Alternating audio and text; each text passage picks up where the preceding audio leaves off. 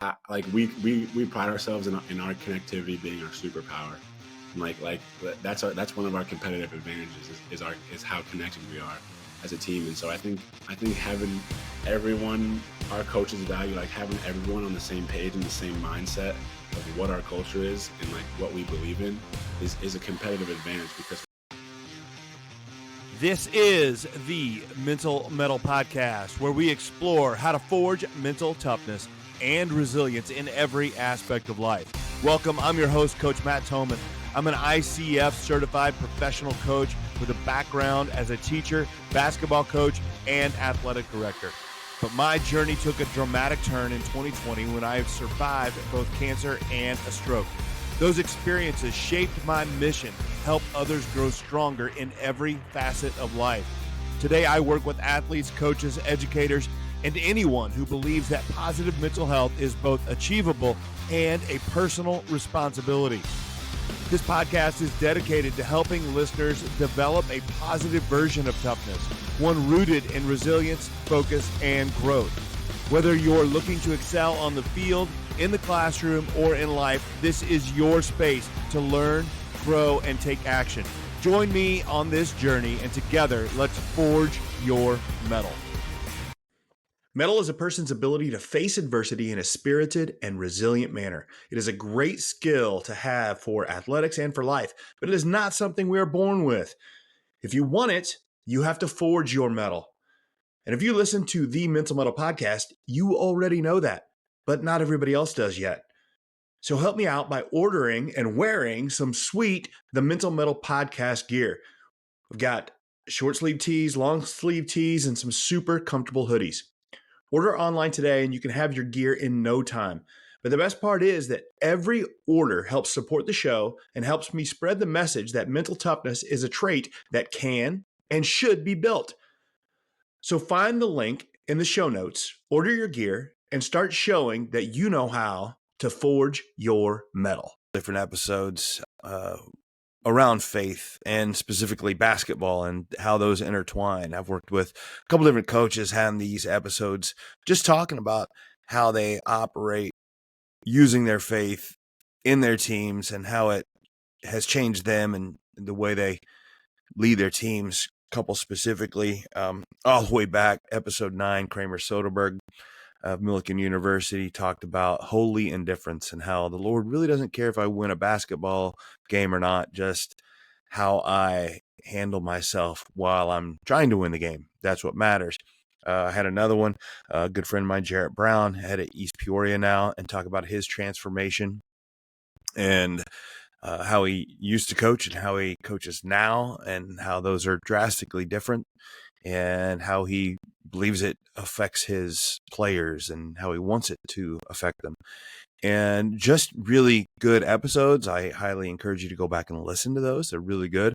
But what I've got here today is a similar episode, but from a different perspective. I'm interviewing Zach Cleveland.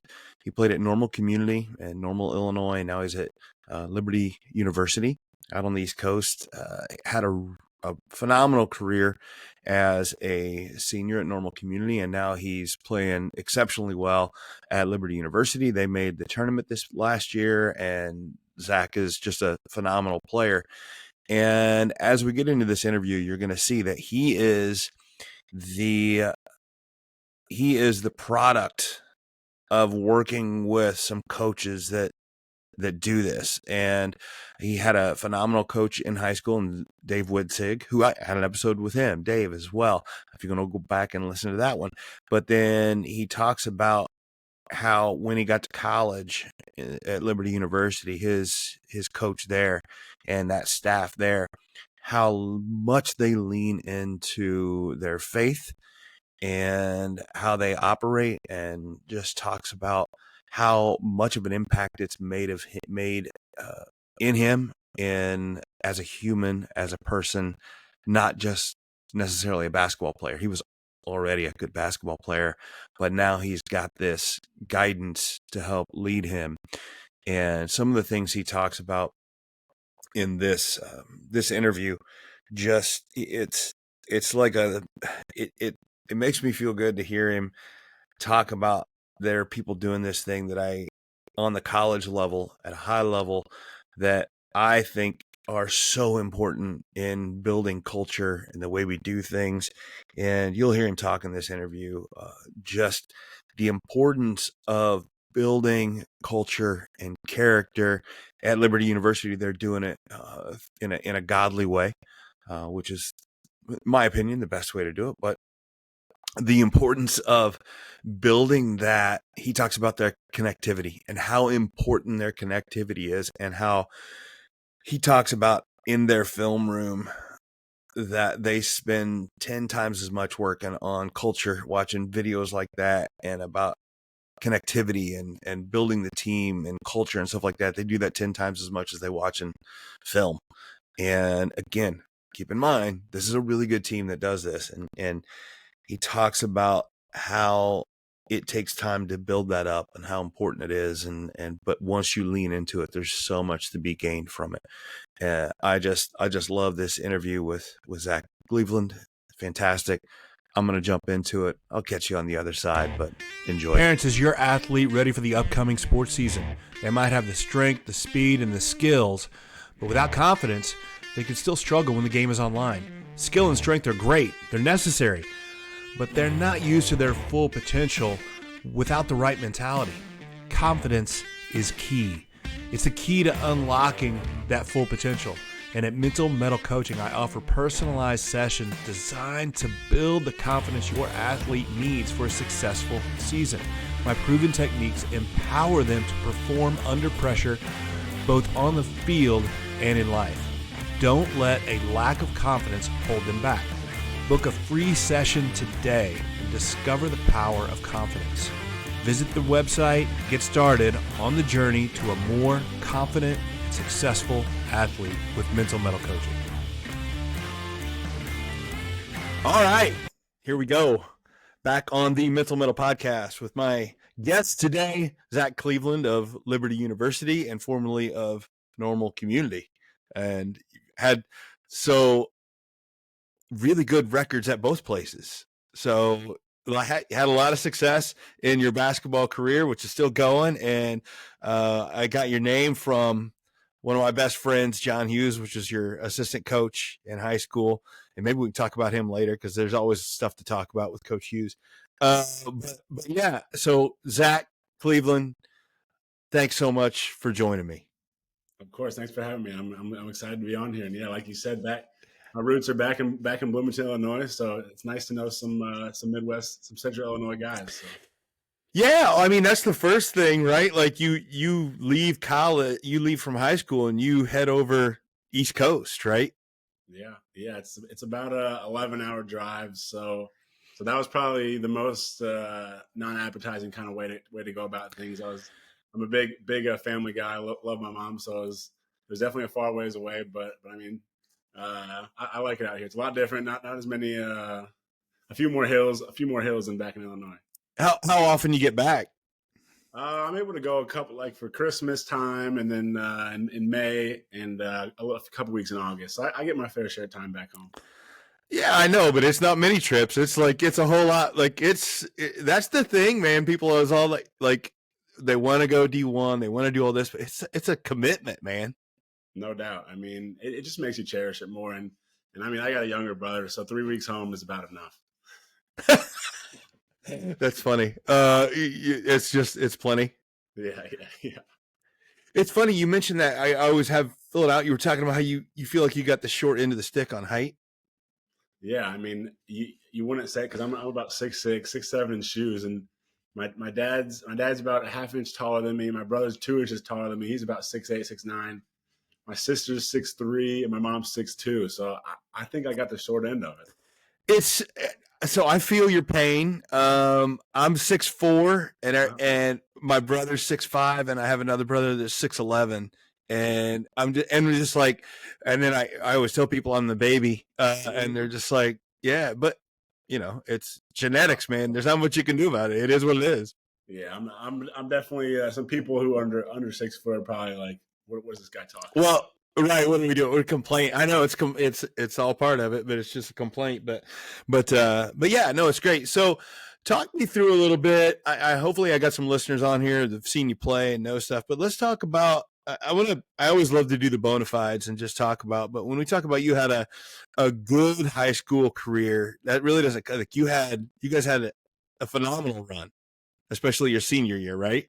Yeah, we had a really good team. I think it wasn't just one guy. I mean, I think I went from my junior year average so whatever many points to a lot less my senior year, but that was just because of the team we had, and it was like, I mean, we were blowing teams out, so we were playing not the fourth quarter most of the games of the year.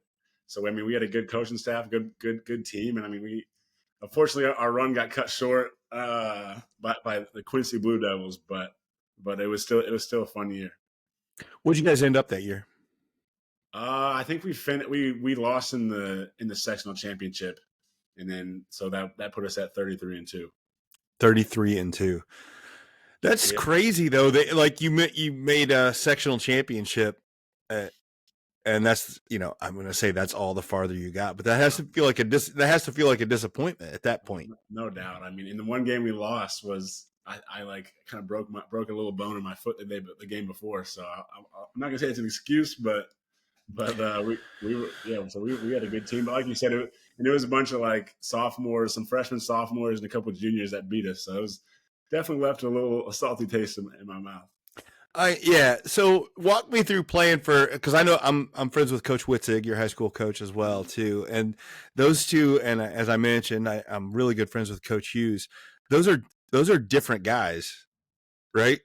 What do you mean by that? Well, it's funny. It's like to me when I watch those two, they're like they're completely they're like almost polar opposites in how they do things. Yeah. It has to be interesting. Has to be interesting playing for those guys.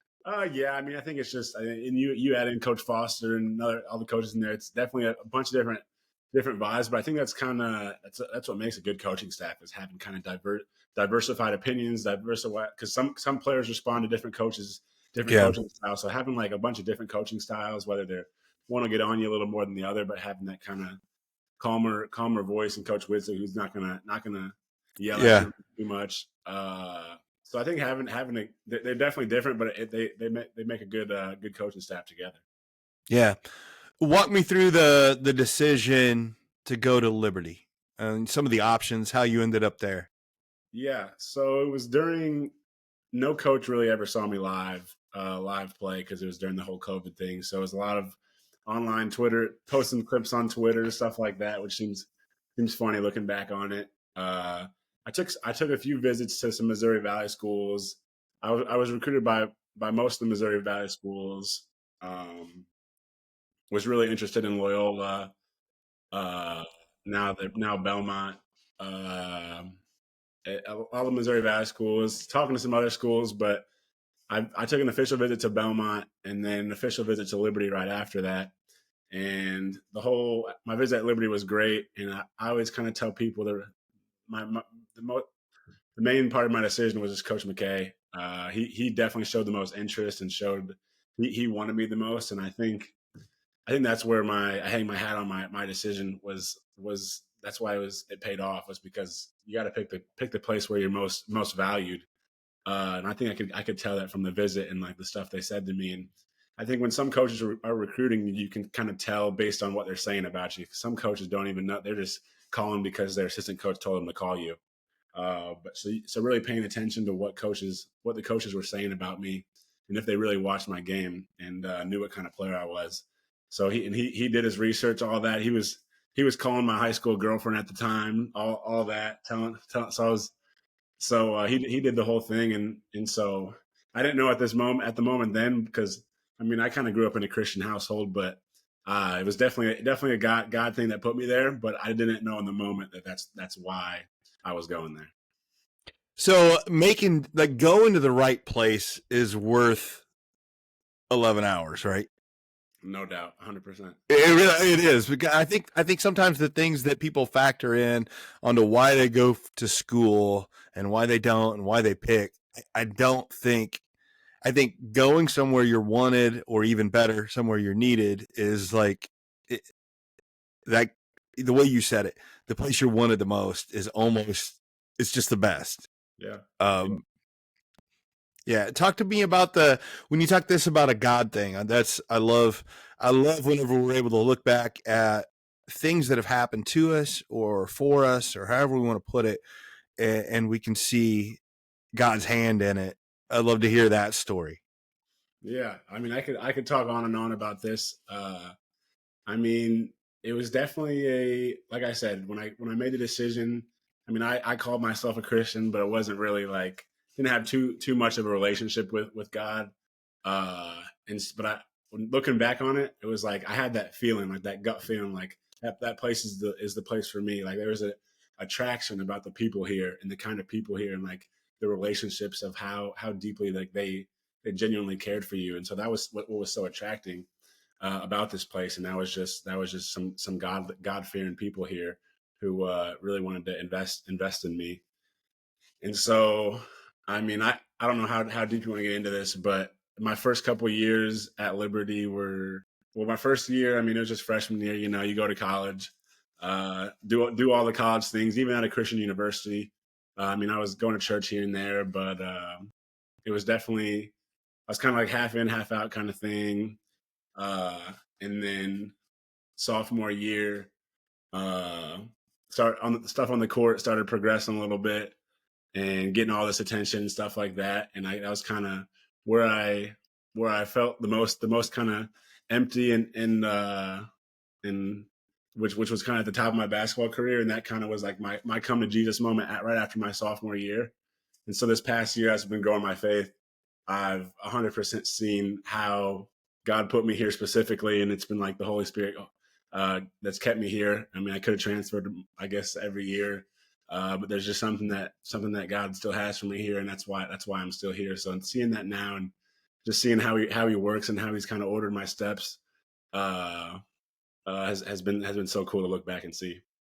Yeah, you mentioned something. You wrote something about the importance of identity, and I hear that in what you're saying, because it was like your sophomore, like you just finished your junior year, right? Yep.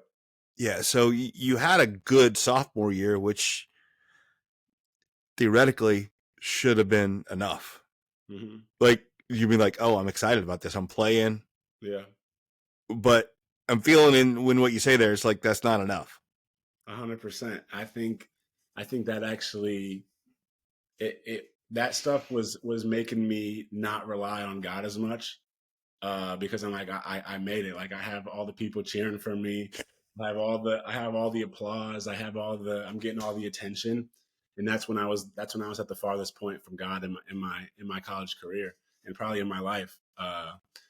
And I think that was, like you said, an identity thing. I was kind of taking myself more as a basketball player than a child of God. And there's a quote our coach always says, and it says, "If you live for their praises, you'll die by their criticisms." That's rough stuff right there, right? Like that's yeah. And like I genuinely felt that. Like I was, after a good game, you know, you're like on top of the world, and after a rough game, you go on Twitter and you see people, you know, just dumb fans just talking about you, and it hurts. It eats at you because you care so much about what other people think. And I was very insecure, I think, because I didn't know my identity. And then kind of after like I said, I started growing my faith. Like I really genuinely called myself like a child of God first. And I knew I was believing what he said about me over what other people said about me. Mm. I think that here's, and I love that. Look, I don't want to move off because I love what you're saying right there.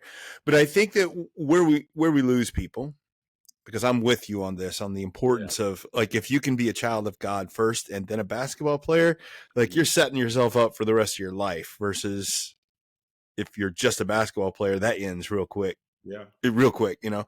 Yeah. I think the idea is if you're not motivated by the wins and losses, right? That means that you won't work as hard or play as hard. What do you say to that? Like, because there's people that think about that, right? That if you like somebody like a fan who might be calling you who knows what on Twitter thinks that they might think that they're motivating you, right? But like, what do you say to that thought that if you're not as worried about the outcome that you actually won't play as hard? Yeah, that's funny you asked that. I definitely have struggled with that myself and had to wrestle with that. I'm a very competitive guy.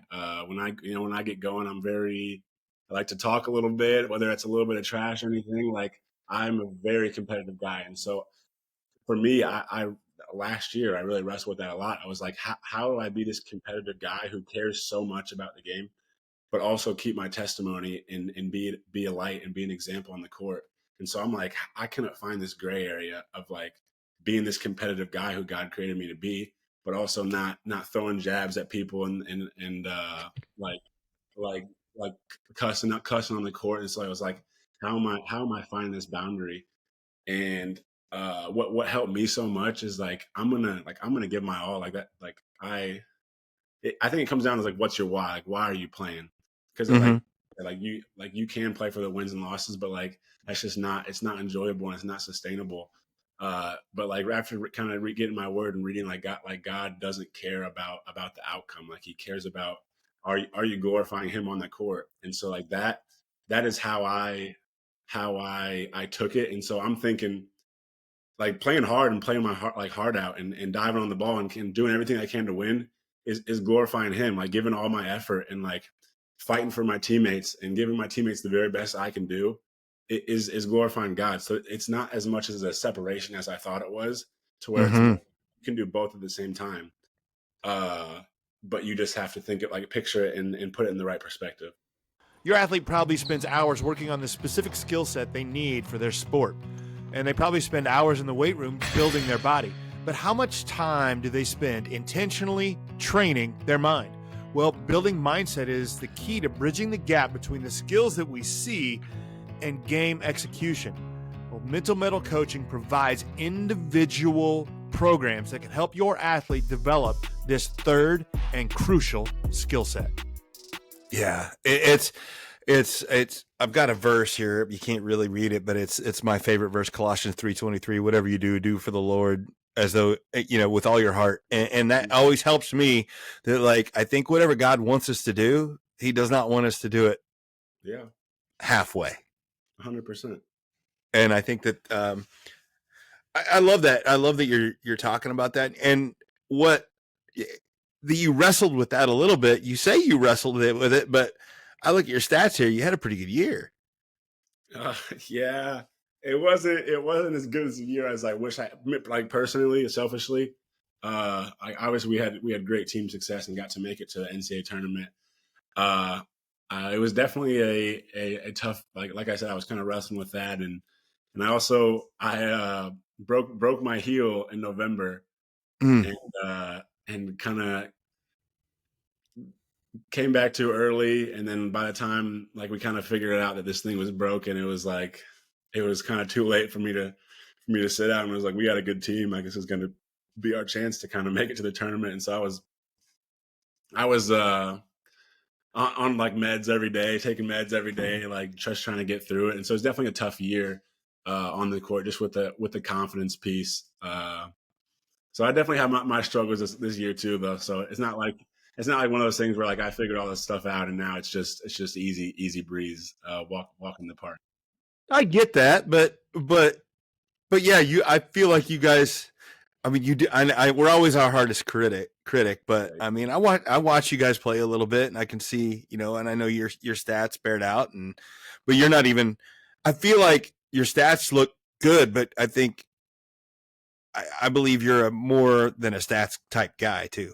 100%. I mean, I think a lot of the coaches call me the thermostat of our team, and with that comes some like not pressure, but there's a lot of responsibility that falls on me because I mean you gotta kind of set the tone when I'm up and going. Our team's kind of falling behind, and then when I'm kind of don't have the energy, it's like you can kind of feel that with our team. So like you said, there's definitely my abilities go a lot beyond the box score, but Yeah, that's that old thing. What, thermostat or thermometer, right? yeah, yeah, One sets the temperature, and one just tells what it is. yeah, Yeah. yeah. No, I agree. It's a good compliment, but it's interesting that you say that it's a lot of pressure, right? Yeah, yeah, at times. It just depends how you look at it. Yeah.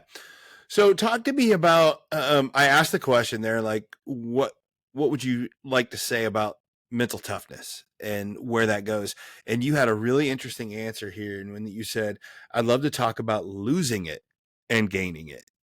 And I think that what you're implying is the fact that mental toughness isn't just like a constant, like it's an up down thing. Yeah. Ooh. I would say, like, the reason I said that is because I definitely lost it, gained it, lost it, gained it. And like you said, it's growth is never like this at all. It's like, I'm going down, up.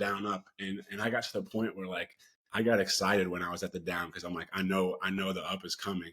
And like, so like when you're sitting in those values of like low, like where you're struggling, it's like I'm excited because I got there's more coming. There's like a next step coming of me going up.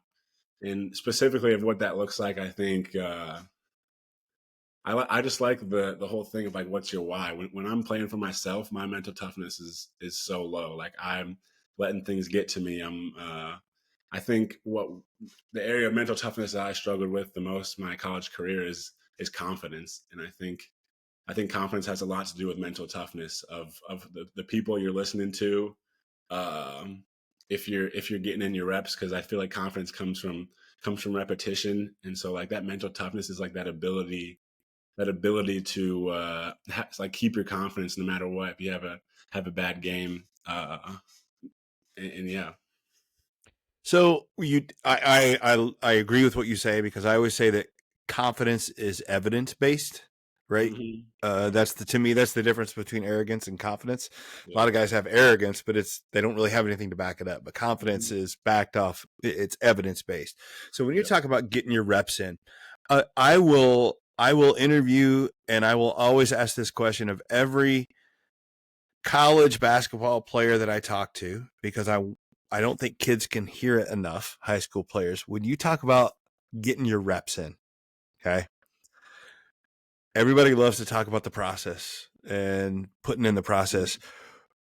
Run me through what that means to you, getting your reps in, and the time that it takes, and kind of the work that you have to do to keep that up and keep your confidence up. Yeah. And I'd say, again, I can speak to both ends of it, because I think this past year I wasn't as confident as my sophomore year.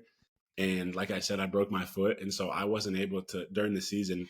I mean, we have practice during the season. We got the hour and a half of practice, and lift. You got lift in the morning, and so it's up to you to get that, because during practice you only get so many shots up, so many free throws, so many post reps.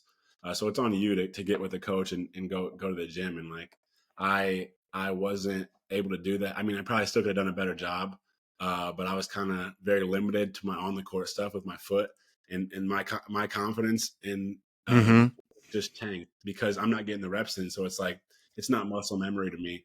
And so I'd say if like any encouragement is like, because then sophomore year I'm getting 30 minute skill by myself, getting the shots I get in the game up, and then coming back at night to kind of have my relax and peaceful, just get some shots up. But and I think the biggest thing that people miss out on, and I'm realizing, because I haven't had there's still a lot more for me in that area of shooting specifically, is like it's game speed reps. It's not going around and going in for an hour with your friends and chucking up some shots and chasing your ball around. It's because you don't get those shots during the game. And so kind of being able to replicate game speed shots is essential. It's a huge difference. It's the idea of getting your reps in is different than saying I was in the gym. There's two different things. Yeah. Yeah. And you hear people talk about it, all old NBA players talk about it all the time. They're not going to the gym 5 times. They're going 25, 35 minutes, hard game speed reps. Like it's like you hear all the greatest shooters talk about it. JJ Redick, Kyle Korver, all those guys. Like, they went in the gym and like they got their daily vitamins in. Some of them call it, and like when they know what it feels like. They've done it so much where like they're just tuning it up every day. And it's not like, if you want to have a long career, you can't be in the gym pounding day after day. So yeah, it's quality, not quantity necessarily on a lot of that. Yeah. So talk about coming back when you injury affects confidence. Mhm. How do you battle that? How do you come back from an injury, battle that confidence, and like, is there anything specific you do or that works for you or that you've worked on or? I think giving yourself grace is a big thing. I think you got to have like lean into that you're gonna mess up. You're gonna be out of shape when you get back. You're gonna like the game's gonna be sped up. So like giving yourself grace of like I'm starting to do it now. I mean I haven't really played since the NCAA tournament game. It's been like 3 months. I'm still starting to come back, and it's like I'm gonna make those errors. I'm gonna turn the ball over, and it's like not being so frustrated that you get so jammed up where you can't even operate. So like having that grace where it's like it's okay, like leaning into that, like not being embarrassed. I think is a huge thing of like, oh, I just messed up again. Like what's coach gonna say? Like no, you should. It's June. It's the summer. Like don't worry about that. Just focus on like what do all the extra things. If you're coming back and you're kind of like limited, watch the film with the coach. Watch some highlights of some game film. Like you can do a lot of other things just besides other than just kind of going and playing too. Yeah, a lot of it. So in order to do a lot of those things that you just said, you really have to let go of the ego. Yeah.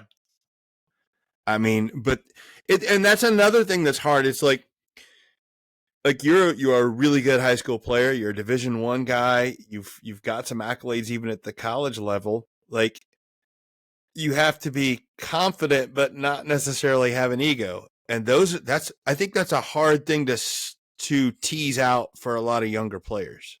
Mm-hmm. Any Yeah. thoughts on that? Like, how do you do that? Right? Because you got on some level, you got to think I'm the man, Mm-hmm. but then you also got to be able to say, I got to give myself some grace and don't get frustrated when I make mistakes. Yeah. Like, I mean, this is definitely an area of my game where I'm trying to improve a lot because I almost would like have that a little like jealous of like those guys that go out and they're just irrationally confident. And Yeah. like that's what makes them so good. You see these guys in the NBA, like they think they're the best guy in the gym every time, even if they're playing with LeBron James. It's like Yeah. what, like, how do these guys have that mindset? And so it's like, how do I get that, but still be humble enough to ask questions, to not self protect when I get embarrassed and things like that. it's a good mix. It's interesting. What's interesting is I've started doing this job that I do now is we found that like we look at players and you will talk about somebody's size, height, weight, strength, and look at all these genetic factors. And we forget the fact that some of these mental toughness factors are genetic as well. Like there's some guys out there that have all the confidence in the world and haven't done anything about it. They just like you said, irrationally confident. Yeah. And and it's the same but the thing is, wanting that is the same as you wanting to be 6'9" instead of 6'6", Mhm. right? Like it's hard. I think we can work on the confidence more than we can work on height though. Yeah, I agree. Yeah. So a little bit about what you got, like talk to me about some of the stuff you've really alluded to really liking the coach staff and how they're some godly people there, but talk to me a little bit about the college coaching and how that's different from high school or some of this stuff, how they address, how do or your college coaches address some of this mental toughness stuff? How do they develop it? I would say my experience is definitely pretty unique compared to a lot of others. In the way of we do a lot of film sessions or we call them culture sessions, where we're listening to worship music. He's showing us clips, whether it's a little blip of a sermon, where it's like we're getting fed so much good like life every day. That it's like we're doing that 10 times more than the basketball stuff, and obviously our program has been pretty successful basketball wise too. So I think the like that stuff has meant so much more to me than the basketball stuff and helped me as a player.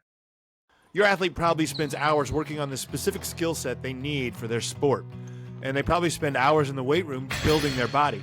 But how much time do they spend intentionally training their mind? Well, building mindset is the key to bridging the gap between the skills that we see and game execution. Well, Mental Mettle Coaching provides individual programs that can help your athlete develop this third and crucial skill set.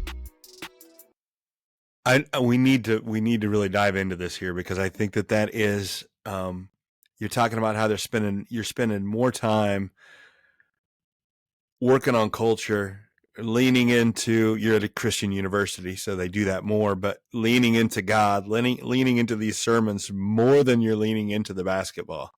Mm-hmm. Like you said 10 times. Yeah, I mean, we haven't this summer. We haven't watched the basketball clip yet. I mean, a post game NBA interview, but it's been all culture stuff, and with the space of NCAA basketball now, with all the transfers and new guys. I mean, we got 7 new guys this year, and that's probably the least out of most college basketball teams. It's how, like, we pride ourselves in our connectivity being our superpower. And like that's one of our competitive advantages is how connected we are as a team. And so I think having everyone, our coaches value, like having everyone on the same page and the same mindset of what our culture is and like what we believe in is a competitive advantage, because when you got guys that are thinking of something this way, or thinking of something this way, or thinking about themselves, thinking about the money, like that you're not rowing the boat in the same direction. And so I think our coaches are taking this time to dive in and really instill all their knowledge in us, so we're on the same page, and that can help us, I always like the rowing in the boat, the illustration of going in a straight direction together. Well, versus in circles, right? Yeah, yeah, 100%. I love the idea that's you're spending. It's not the it's weird. It's not the spending time on basketball that's making you a better basketball team. Mm-hmm. It's the focusing on being a team that's making you a better basketball team. Does that make sense? Yeah, no, it's true. I mean, it's my 4th year, and it's funny every year. Like the stuff that we talk about in the film room gets less silly and less silly. I'm like, the first year, I'm like, what are they talking about? Like, what is this? What is this? Like this illustration? Like, when we always make jokes about it, and now I'm the guy that's like trying to tell our young guys, like, no, eat this up. Like, just listen to it, write it down, because this is the stuff that you remember. It's interesting because I work with a lot of teams, and I work with high school kids and stuff like that. And we start working on some of this stuff, and I'll address that I'm like, this is going to feel awkward. This is going to feel cheesy. Mm-hmm. And the best advice I have for you is get over it. And because once you start, when you said eat it up, when you start eating that stuff up, you start to realize that that's the difference. Yeah.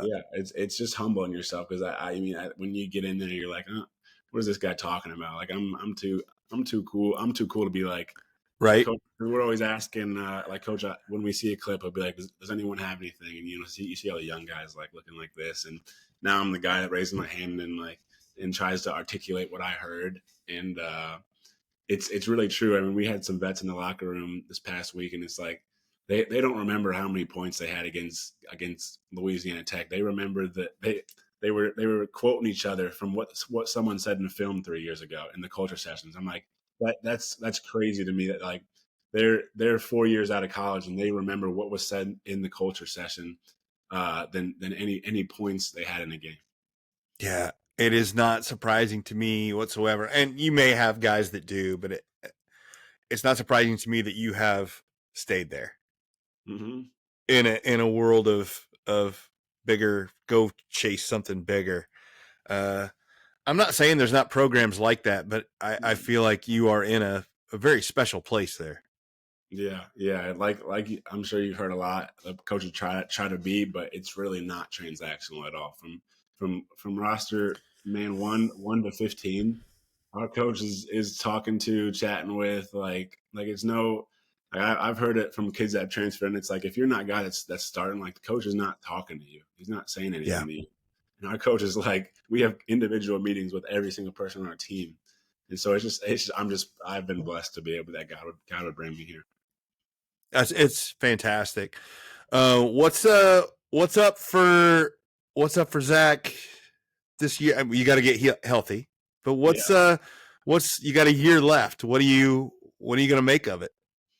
I mean, I'm really excited. I think, like you said, get healthy first. Still taking care of that, getting back into shape. But I'm really excited. I mean, I'm excited to be a leader on this team. And I mean, I'm just, it's like once I got that taste of the NCAA tournament, it's like we're going back to win some games, because last time it was it felt like more of a field trip, and hopefully next year it's more of a business trip.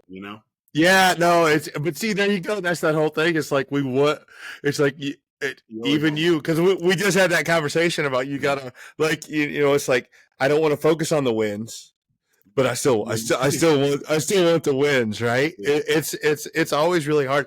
But that was fantastic. I mean, just getting to go play at the NCAA tournament. I'm sure. I know you guys had a rough game there, but it was. I mean, just fantastic experience.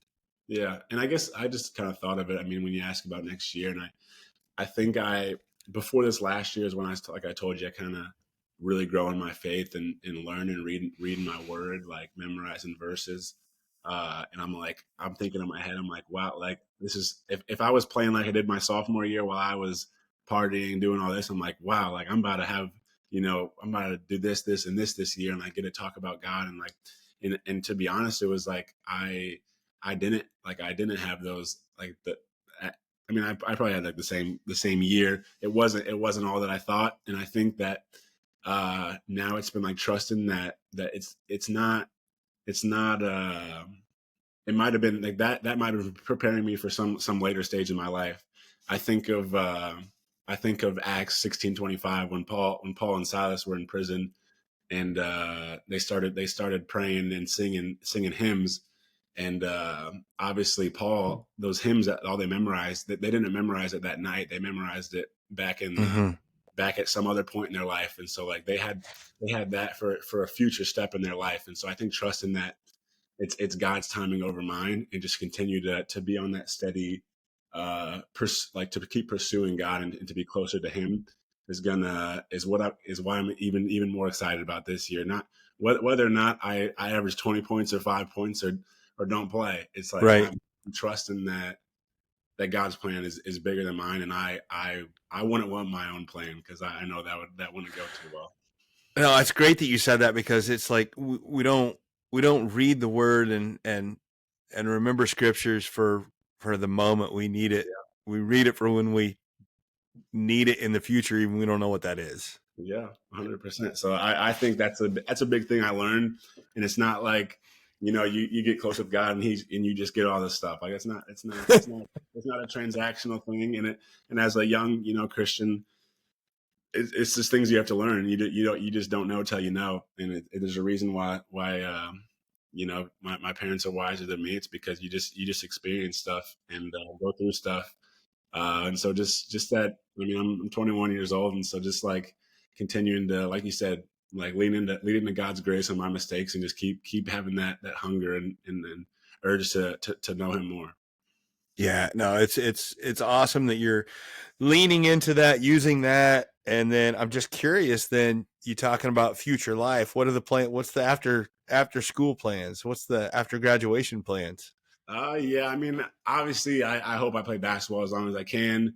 But whatever God has for me, I'm majoring in marketing analytics, and so I kind of like the sales side of it, sales strategy side of it, and so hopefully something in business, because I would think I'm a big people person, and I think with like, I don't know of any job specifically, or what kind of specific workspace I want to be, but just kind of, I think at that moment I'll kind of have like reflect on the gifts that God's given me, and kind of and seeing where those gifts would fit in the best, because I think that's where I'll have the most success and joy, is leaning into some area where my gifts from God are being used. Yeah, that's a great way to look at it, and to pray for that sort of thing. Yeah. That's fantastic. Yeah. All right.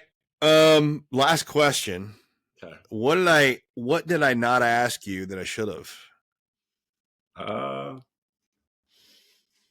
mean, I don't know the answer, but what's been my favorite moment at Liberty? I think that'd be a I, good question. I'd love it, but you can't answer it. I mean, I'm trying to think. The NCAA tournament's up there. I mean, they flew us out from here. I mean, we had to go all the way to Seattle, Yeah. but I know it's going to sound cliche, and you heard the Thunder players talking about it, but like just those moments playing cards after the game. I remember after the Oregon game when we got smacked. We were in the hotel at 2 a.m. playing spades with a couple cousins, a couple teammates, and it's like those are the moments where it's like just community and like having like a team of like brothers who I really genuinely love. And I think our coaches kind of taught us that love is wanting something that you would want for yourself and not wanting what you wouldn't want for yourself or that other person. And so like having that love and like genuineness of teammates who just love each other is like it's a true brotherhood, and that's been the highlight of my career. Yeah, and I think that goes full circle to what we said at the beginning about finding the place where you can do that, because those things that you talked about finding love for others and having that love in your team and playing cards, you can get that at any level of basketball. Yep. You can do that on a team that isn't all that successful. You can do all those things, and that's what's gonna matter. Yeah, 100. I think like there's always like if you're chasing to be the best, like there's always going to be someone better than you. There's always going to be It's always yeah. That's just empty. And so I think your perspective of what the reward is gonna choose which direction you go in, because it took me a while to realize that Jesus is the reward, and like nothing else, like everything else is so empty. And so until I had that mindset, it's like and I still fall into the trap of worldly things over and over, but like every time I fall down, a righteous man falls down 7 times, but he gets up. And so getting up with that perspective of Jesus is a reward, and I'm constantly pursuing that, and that's where my joy comes from. Awesome. It's fantastic. This has been a great conversation. And I was always watching you and kind of rooting for you, being from the area, but now I'm going to root for you even more, Zach. So I'm excited about it. It was fun to talk. No, it was great. It was great. Fantastic. Well, thank you so much for being on. I appreciate it. Yeah, man. Have a good one. Nice to meet you, man. You bet. Coaches, do you dream of guiding mentally tough athletes towards a championship? Kids that are resilient, persistent, and unshaken by setbacks. Well, in today's world, those athletes aren't born. They have to be developed. Many athletes face significant challenges and risk burnout. So how do we foster that mental toughness without overwhelming them?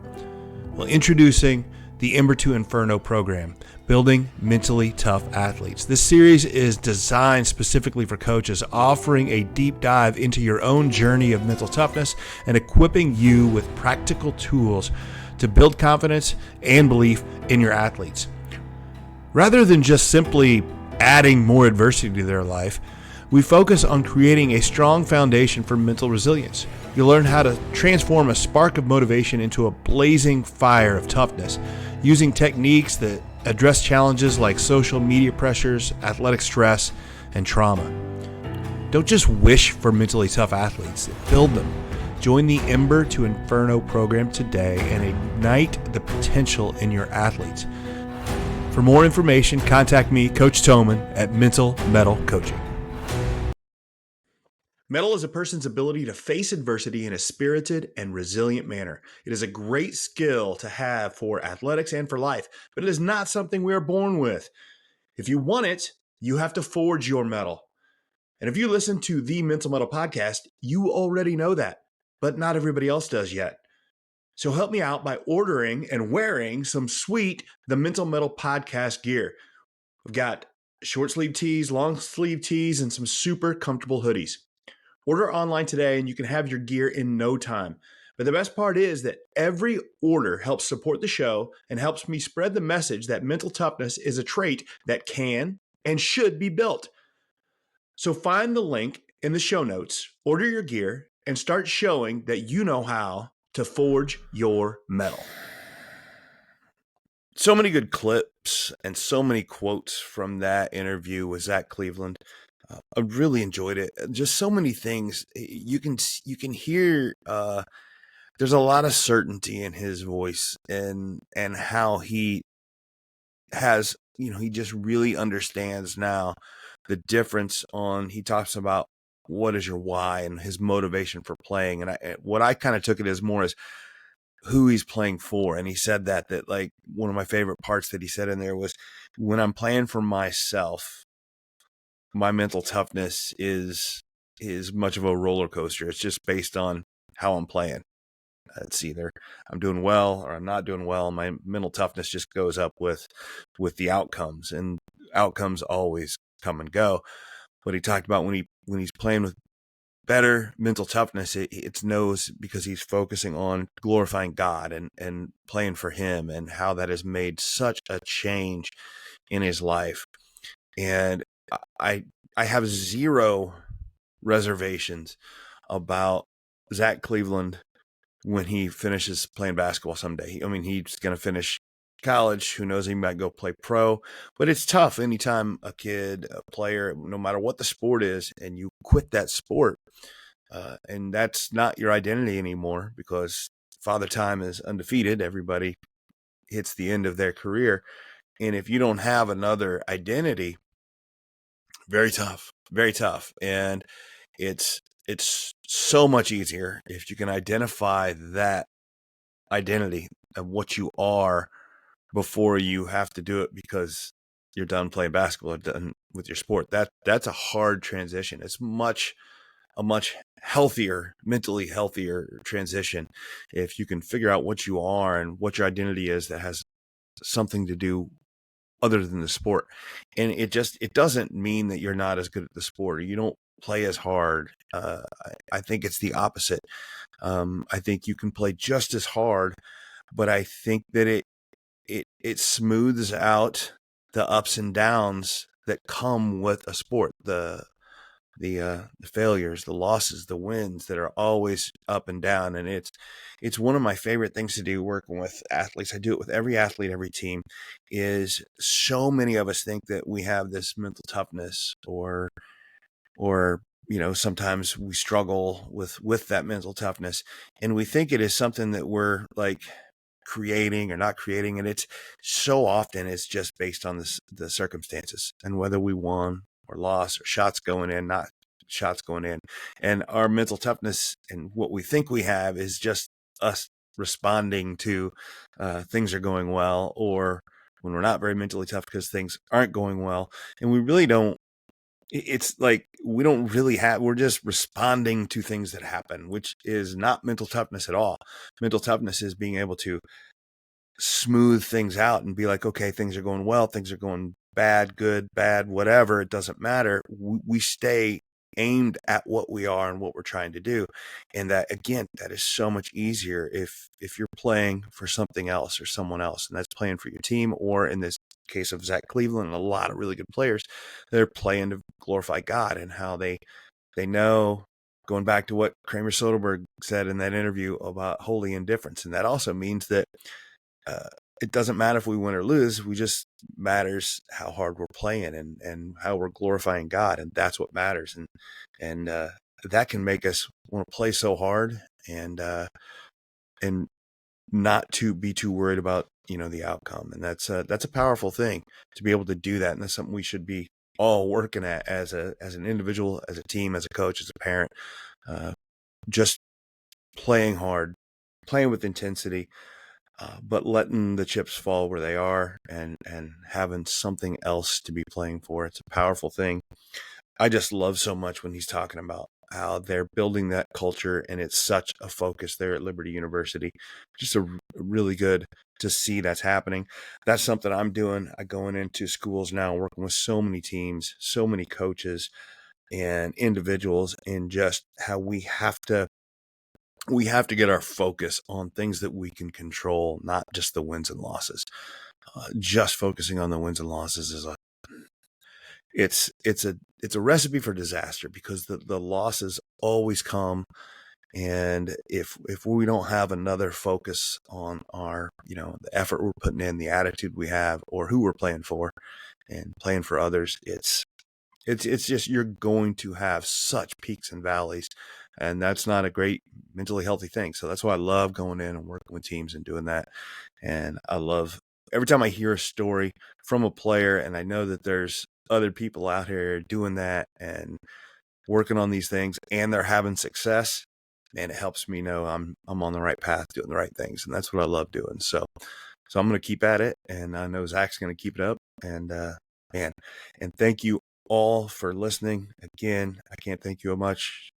Can't thank you enough for liking, sharing, all those things.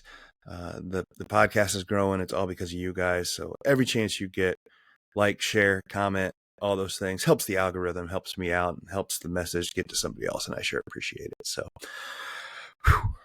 again, great episode. Thanks for joining me, but we're out of time. This has been the Mental Mettle Podcast. I'm your host, Coach Matt Thomann, and always remember to forge your metal. Thanks for listening to the Mental Mettle Podcast. Don't forget to tune in every week for more insights and strategies to help you forge mental toughness and resilience. This podcast is brought to you by Mental Mettle Coaching, where we are driven by a passion for sharing knowledge and experience that empowers others to play, live, and grow with confidence. Our mission is to instill a resilient and spirited mindset in our clients, enabling them to confidently face adversity and actively seek new challenges for personal growth. At Mental Mettle Coaching, we offer individual coaching, group coaching, and professional development for schools and businesses. Whether you're an athlete, educator, or professional, we're here to help you unlock your potential and thrive in every area of life. Until next time, keep growing, stay resilient, and always remember to forge your metal.